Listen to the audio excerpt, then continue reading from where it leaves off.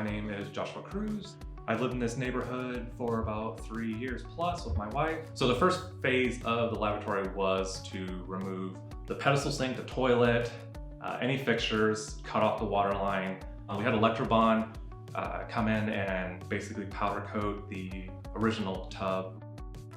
The tile has these little squares in the middle that are kind of like a hunter green. And one of the things my wife and I wanted to do was to kind of have the color match throughout the whole bathroom. When you look at our bathroom, it's nice, beautiful tile, reconditioned tub, reconditioned sink, the toilet are all white, and you have this really beautiful same color green that comes all the way up to the line. So the project would have been substantially more if I hadn't done it myself, but I mean, overall, it has a really good warm feel with the house.